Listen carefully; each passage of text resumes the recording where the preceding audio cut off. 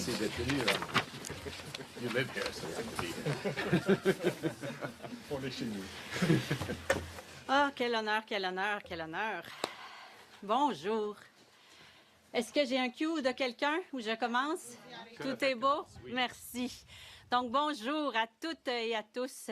Grand plaisir de vous accueillir ici aujourd'hui. Donc, avant tout, nous reconnaissons que nous sommes sur les terres traditionnelles du peuple algonquin et Anishinaabe.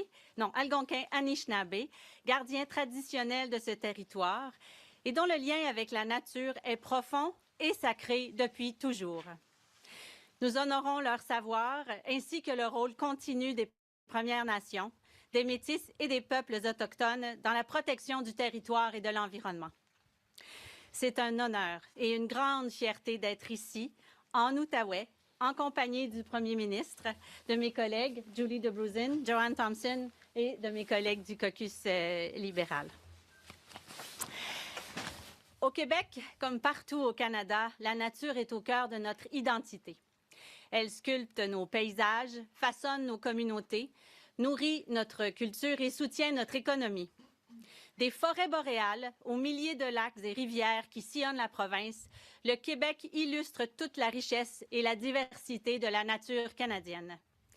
Il y a presque un an, le discours du trône soulignait l'importance de la nature et l'urgence d'agir pour la protéger.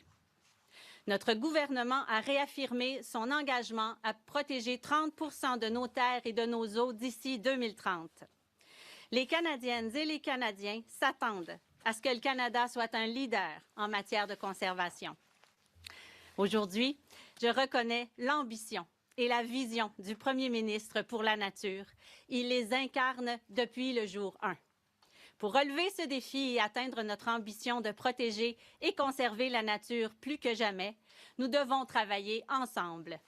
Tous les paliers de gouvernement, les communautés, les peuples autochtones, les organisations et les partenaires locaux. Et je cède maintenant la parole à ma collègue, la ministre DeBrusin. Merci beaucoup, Nathalie. Vraiment, it's been such a joy to work alongside Minister Joanne Thompson, Secretary of State Nathalie Prevost on all of this.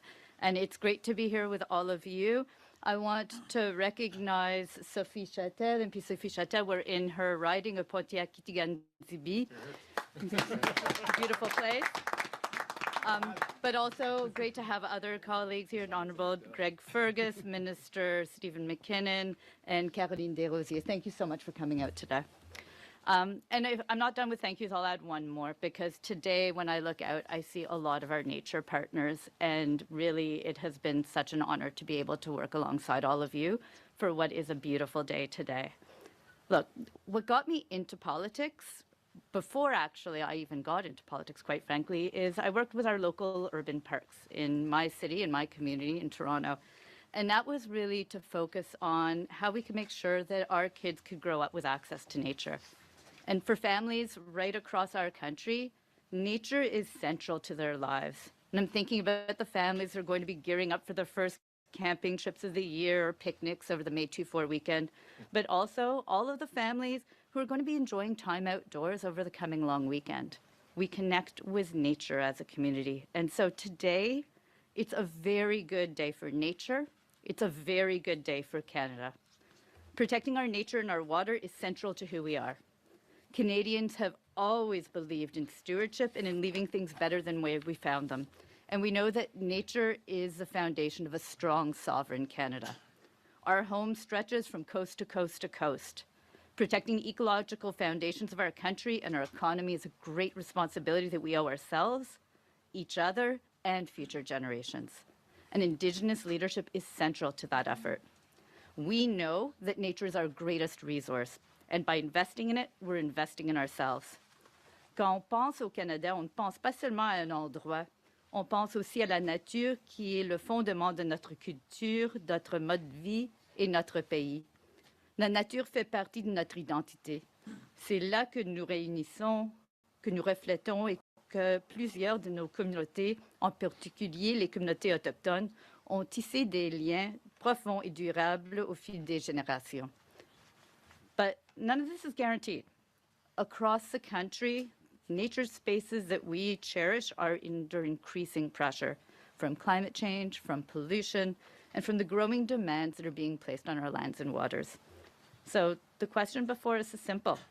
How do we protect what defines us? How do we keep doing those protections while building the future that we need?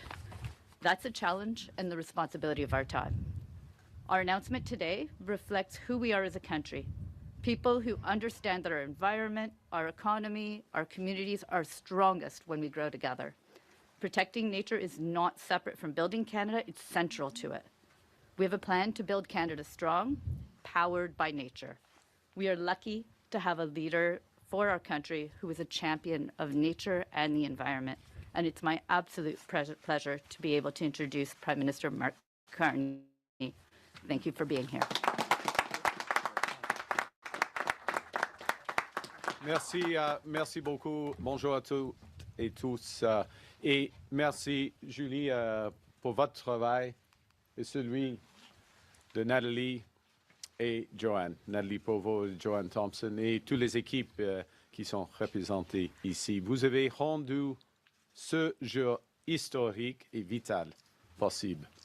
C'est un plaisir d'avoir le parc Gatineau en arrière-plan, un joyau du Québec et de la région de la capitale nationale du Canada. Our country is blessed by an incredible natural heritage. From the rugged Atlantic shores to the towering peaks of the Rockies, from the sweeping prairies to the boreal forests, from the Arctic to the sprawling mountains of British Columbia. Nature is at the heart of Canada. It is at the heart of our identity. Nature strengthens our sovereignty, it supports our economy, it sustains our lives and livelihoods. Nous nous trouvons dans une province où cette réalité est profondément ressentie, où le paysage façonne la culture, la langue et la vie quotidienne. Tout comme les rivières qui se jettent dans le Saint-Laurent, qui sont des voies navigables et des artères vitales pour les écosystèmes. En tant que Canadiens et Canadiens, la nature est dans notre nature. Notre milieu naturel nous distingue du reste du monde. Nos terres s'étendent pour former le 12e plus grand pays du monde, bordé par le plus long littoral du monde. Canada is home to 20% of the world's fresh water, 25% of the world's wetlands, almost a quarter of the world's boreal forests, more than 80,000 species from the iconic polar bears, beavers, Canada geese, to the unique eastern wolf, Vancouver Island marmot, and the Prairie caribou. Nature is also an asset that provides a flow of goods and services over time. These ecosystem services make nature our greatest ally in the fight against climate change. They help mitigate and reduce the severity of climate disasters.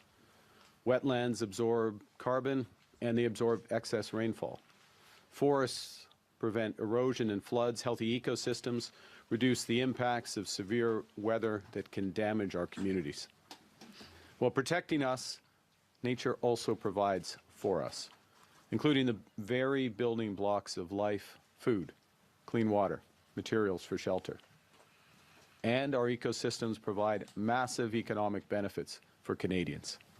One example, the sites managed by Parks Canada alone contribute over $4 billion to Canada's GDP, and they employ over 37,000 Canadians. Quand on ne protège pas la nature, on ne fait pas un choix économique avantageux. On fait un choix qui va à notre encontre. Now, the very scale of Canada's natural heritage makes our choices consequential for the entire world. And Canada has been a world leader in protecting global nature. Some of you, those behind me, those in front of me, those watching, were at the UN Biodiversity Conference in Montreal in 2022, where Canada helped secure a landmark agreement to halt and reverse global nature loss, the Kunming-Montreal Global Biodiversity Framework. As part of it, we and others committed to one of the world's biggest conservation goals, protecting 30% of our lands and waters by the end of this decade, 30 by 2030. This included a commitment to identify critical areas for our biodiversity and ecosystems, and by conserving these habitats, helping to limit the effects of climate change. Pour un pays aussi vaste que le nôtre, protéger 30% de nos terres et de nos eaux est un engagement ambitieux. C'est un engagement que notre gouvernement s'efforce de respecter avec détermination. À cette fin, nous présentons aujourd'hui un plan, une force de la nature, la stratégie du Canada visant à protéger la nature. Today, we're launching a force of nature, Canada's strategy to protect nature. This is an ambitious new plan that invests $3.8 billion of new funds across three pillars: protecting nature, building Canada well, and valuing nature and mobilizing capital. Nature is a force for our well-being. When we're protecting nature, we're protecting Canadians, the air we breathe, the water we drink, the rivers we swim in. That's why today we are putting in place enduring mechanisms to achieve that goal of protecting 30% of our lands and waters by 2030. To get there, we're moving forward with a comprehensive approach. We'll create new national parks and marine conservation sites, new national urban parks, everything that Julie got into politics for, and more, and new so-called other effective area-based conservation measures, which are sites where the land and water can be conserved while allowing some other activities. Creating these spaces is ambitious. It requires significant funding. And we know we can't do it with just public money alone. That's why we'll work with the private sector to catalyze investments and preserve our lands and waters. Now, we're starting investing in our existing national parks to safeguard the extraordinary sites so they can be experienced for generations to come. We all have our connections. Just outside of Fort Smith, Northwest Territories, where I was born, Wood Buffalo National Park has made the preservation of the bison and the whooping crane possible, both endangered species when I was born. When I was growing up in Edmonton, I made lasting memories in Jasper National Park, just as my kids did here in Gatineau Park. So creating new parks and making all parks more accessible will help every Canadian experience the beauty of our great nation, as I have. That's one of the reasons, one of many, why we renewed the Canada Strong Pass for this summer, so Canadians can visit all our national parks for free. And it's why we're moving forward immediately on two new conservation sites. The first is the Winnipeg Indigenous Protected Area and National Marine Conservation Area in eastern James Bay off Quebec. And the second is the Seal River Watershed National Park in Manitoba. Le projet d'aire protégée autochtone et d'aire marine nationale de conservation de Winnipeg permettra de protéger une région essentielle qui soutient les communautés autochtones et où l'on trouve certains des espaces de grands nord canadiens, dont les ours polaires et les belugas. The Seal River Watershed National Park will help protect the world's largest intact watershed. Think about that, the world's largest intact watershed, providing natural carbon storage, water filtration, flood protection, while preserving the habitat of polar bears, caribous, and other iconic Canadian wildlife. It's a good day to be a polar bear in Canada. Souvent, quand nous parlons de conservation, nous pensons à la protection de certaines terres et la restriction de la plupart des activités qui s'y déroulent. Nous devons trouver des moyens de préserver les terres, les eaux, tout en autorisant les activités qui ne les menacent pas.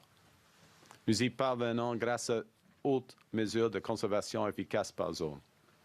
Il s'agit de terres et de plans d'eau que nous pouvons préserver tout en y autorisant d'autres activités. Par exemple, la base des forces canadiennes Shiloh dans le sud-ouest de Manitoba. Certaines parties du site sont activement utilisées par les forces armées, tandis que d'autres restent intactes, ce qui protège ainsi des écosystèmes essentiels. Nous étudions d'autres endroits où nous pourrions appliquer la même approche afin de préserver la nature de manière concrète sans pour autant mettre ces terres entièrement hors d'usage. Comme Julie a dit, le partenariat est au cœur de notre plan. Les peuples autochtones ont une connaissance profonde et ancestrale de l'environnement. Et nous travaillerons en partenariat avec les communautés autochtones pour mettre en œuvre cette stratégie. Nous collaborons avec des organismes de conservation et nous appuyons sur leurs expertises en matière de protection des écosystèmes. Nous collaborons avec les provinces et les territoires afin d'optimiser nos efforts de conservation à l'échelle nationale. Right now, today, about 14% of our land is protected. And through these new parks and conservation areas, we will add an additional 16% by 2030, achieving fully our 30% goal. It's a big day. And as we protect our land, we will protect our waters. We're establishing up to 14 new marine protected areas and conserved areas, and up to 10 new national marine conservation areas. 2 of these areas are in the Arctic. The Saveur-Juak and the Kikitait marine protected areas. Together, they'll help protect the habitats of species that are central to Arctic ecosystems: walruses, belugas, and you guessed it, polar bears.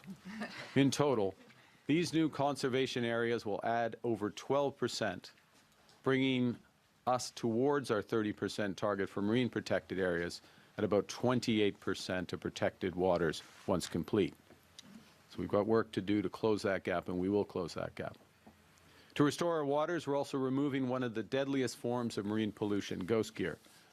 That's gear, abandoned and discarded fishing gear that harms marine mammals and seabirds. And I heard about this on the wharf in West Pubnico on Friday, the importance of extending this, and I knew that Minister Thompson had stood up. We're extending the Ghost Gear Fund, which has already removed over 2,500 tons of fishing equipment from Canada's waters since 2020. We're investing as a government in existing efforts that deliver the best results, like the Pacific Salmon Strategy, which protects this vital lifeblood of ecosystems on the West Coast. And we're investing in Canada's Atlantic Salmon Strategy to stabilize and then rebuild wild salmon populations. Une économie forte et résiliente dépend d'écosystèmes sains. Concilier préservation de la nature et développement présente 2 avantages. Cela stimule la croissance tout en protégeant l'environnement naturel qui est le fondement de notre économie. Et notre gouvernement s'attache sans relâche à bâtir une nouvelle économie fondée sur de grands projets d'infrastructure. Nous bâtirons de manière durable en préservant notre environnement naturel. Car la force d'un pays dépend de la santé de ses terres et de la qualité de ses eaux. Et la nature est un moteur pour notre économie grâce à la vigueur de ses écosystèmes. Nous devons adopter des méthodes de construction qui favorisent nos efforts de conservation tout en créant et en protégeant des aires destinées à la préservation de la nature et de la faune. Through more comprehensive mapping of our nature, which is part of this plan, we'll have a better understanding of the biodiversity and carbon sequestration capacity across Canada. That improved mapping will create predictable pathways for project approvals and catalyze investment in conservation. Nature can be a force for good that mobilizes private capital that protects the environment. I know this from my work as the UN Special Envoy for Climate Action and Finance, when the private sector incorporates reducing emissions and protecting nature in their value chains, they have greater incentives to invest and are more motivated to reduce practices that result in habitat loss and pollution. Au Canada et partout dans le monde, des modèles de financement novateurs voient le jour pour favoriser les investissements privés en faveur de la protection de la nature. Afin de tirer parti de ces outils, nous mettons sur pied un groupe de travail d'experts sur la comptabilisation du capital naturel et le financement de la protection de la nature. Le groupe de travail définira comment mesurer la valeur de la nature et étudiera les moyens de la considérer comme un actif qu'il faut protéger, une richesse dont nous ne pouvons pas nous passer. C'est en suivant l'état de nos écosystèmes avec la même rigueur que celle dont nous faisons preuve pour suivre les rendements économiques et financiers que nous jetterons les bases nécessaires aux décisions d'investissement visant à protéger les milieux naturels. So, our national identity is rooted in our country's magnificent, diverse landscapes like the one behind us. As the Saugeen Ojibwe Nation poet, Elder Dr. Duke Redman observed, the spirit of the people is equal to the power of the land.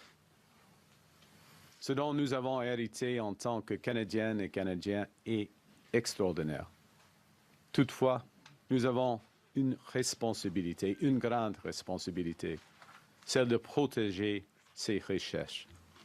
C'est d'être les gardiens des terres et des eaux dont nous jouissons pleinement.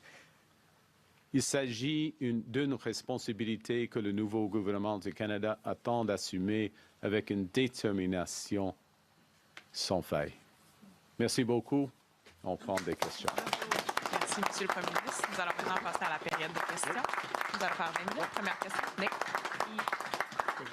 Good morning, Prime Minister. Thank you for taking our questions. I just want to pick up on the incentives portion of your speech that you just touched on. During the Liberal leadership race last year, you promised a number of incentives for Canadians to go green.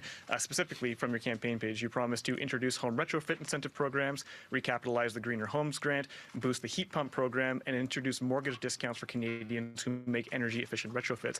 And although the government has introduced the EV rebates program earlier this year, those other measures that I just mentioned have not materialized. And so my question is, why hasn't the government delivered on those? And are you still committed to those specific measures? We're still, I'll answer the second part first, still committed to specific measures. And one of the things that we're doing as part of alignment of government activities, you prompted this announcement, which is transferring some of those responsibilities to environment and climate change, so under Minister DeBrusen, so that we get that direct alignment. In many cases, those programs were under Natural Resources Canada and move over that. And, you know, one of the things we're really focused is, and you saw it with the EV mandates, the associated charging infrastructure, the other changes we made there, is making sure that when we refresh these programs and rebring them, that they're going to be as impactful as possible. So part of it is just the work in order to deliver that. But it is a priority, and I appreciate the question. Thank you. Prochaine question. Oui, bonjour, M. Carney, Laurence Martin, Radio-Canada. Je vais vous amener sur un autre sujet. Okay. S'il y a un référendum sur la souveraineté au Québec, et que la question est, voulez-vous que le Québec se sépare, oui ou non, du reste du Canada, et qu'au moins 50% plus un des Québécois disent oui, est-ce que pour vous, c'est une majorité suffisamment claire pour reconnaître un Québec souverain? Le focus du gouvernement est de fédéralisme coopératif avec le Québec et des provinces, et on travaille dans une étroite collaboration avec le Québec, premier point. Deuxième point, et c'est un moment où le pays devenir, selon moi, selon des sondages, selon des efforts, de plus en plus unifié.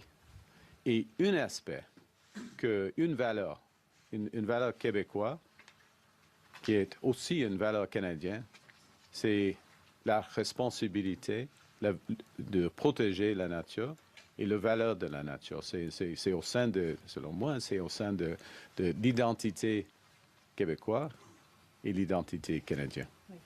Je vous entends, M. Carney, mais en même temps, la possibilité d'un référendum est quand même réelle. Et je pense qu'il y a beaucoup de Québécois fédéralistes et souverainistes qui aimeraient une réponse claire. Donc, est-ce que 50 plus 1 pour vous, c'est suffisant? Parce que certains de vos prédécesseurs ont dit non, il faudrait que ce soit plus. Madame Martin, nous vivons dans une démocratie et avant, la première réponse claire sera dans l'élection du Québec en novembre. Merci. Donc, vous voulez Prochaine question. On attend. Prochaine question. Globe and Mail. Oui. Prime Minister Stephanie Levitz, The Globe and Mail. I'm wondering, do you still intend to fulfill the Liberal government's promise to get daycare fees down to $10 a day on average nationwide? And if so, by when? Well, first off, we are standing foursquare behind the importance of affordable national daycare. It is a shared responsibility with the provinces. We work with the provinces in order to do that. So it's an answer that's provided jointly with the provinces. It's a shared jurisdiction, a shared fulfillment of that. They say without more money from you, it's not possible. Is that goal dead? It's a series of negotiations and discussions, and they're ongoing. And we're in a position where hundreds and hundreds of thousands of families are saving because of the child care program. Saving, and it depends on the province, but saving anywhere from the high single-digit $1,000s a year to $25,000, $30,000 a year in child care fees. Next question. Global News. Prime Minister, do you agree with the 2021 House of Commons vote that China's persecution of Uyghurs is a genocide? Look, there are fundamental issues in terms of China's treatment of the Uyghurs in the past, and they've been rightly called out. Do you agree that it's ongoing? That it's ongoing. There are serious issues that remain, which is why I've raised human rights issues with my Chinese counterparts in our engagement, and it's why it's essential in our dealings with China and commercial dealings with China that we have transparency in terms of where goods come from, the treatment of those workers, and that they fully meet our standards in terms of child labor, slave labor, human rights. Next. En français, est-ce que c'est un génocide juste sur est-ce qu'il y a un génocide contre les Ouïghours?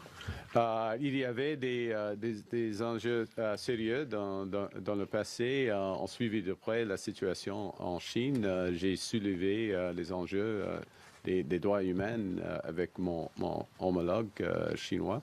Et c'est c'est important, c'est essentiel que tous nos affaires commerciales avec la Chine respectent les standards fondamentaux du Canada. Merci. Monsieur le Premier ministre, Boris Proulx, Le Devoir, Israël occupe militairement le sud du Liban. Oui. Selon vous, est-ce que c'est une occupation illégale de même nature que l'occupation illégale de la Russie en Ukraine? Premièrement, le Canada condamne l'occupation du sud du Liban jusqu'au début de l'opération. Ça, c'est clair. C'est le moment où il faut avoir un cessez-le-feu au Liban, pour plusieurs raisons. Il y a plusieurs raisons, y compris que le gouvernement du Liban a banni Hezbollah et essaie d'arrêter les activités d'Hezbollah au Liban. Alors, le gouvernement du Liban, il y a des enjeux qui concernent l'intégrité territoriale, la souveraineté du Liban, les droits humains, mais surtout tout cela, il y a des enjeux pratiques. Le gouvernement du Liban essaie d'arrêter les activités terroristes d'Hezbollah, qui est, et j'ai dit tout cela parce que c'est un des objectifs du gouvernement d'Israël. Alors il faut avoir un cessez-le-feu, selon le Canada, pour toutes les raisons, y compris les raisons pratiques. Mais ces raisons-là rendent l'action militaire légale, selon vous, ou acceptable? C'est pas illégal. C'est pas légal. Pardon. C'est pas légal. Can you repeat that in English, please, sir, on Lebanon, just the government? Well, it's an illegal invasion it's an invasion of Lebanon. It's a violation of their territorial sovereignty, integrity, sovereignty. And the point I was making as well, from a practical perspective, the government of Lebanon has banned Hezbollah. It's taking action. It's trying to take action against Hezbollah and their terrorist activities and their threats to Israel, and that is the purported justification for this invasion. So we condemn it. Next question. Hi, Prime Minister. Jordan Gowling, National Post. The deadline for agreements on carbon pricing in the Pathways Project through your government's MOU with Alberta is tomorrow. Are you on track to meet that deadline? Given Premier Smith's comments in Houston last week, she said there might be a delay. Well, I'd say a couple of things. One, and Premier Smith and I had, with colleagues, a very constructive conversation yesterday afternoon. So we're continuing to move forward.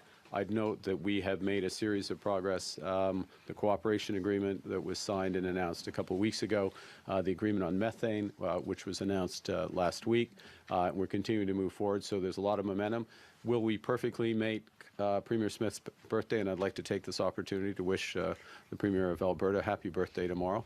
And everyone who would like to send cards, please do. And I know she's thrilled about this announcement as well. But will we perfectly meet the first?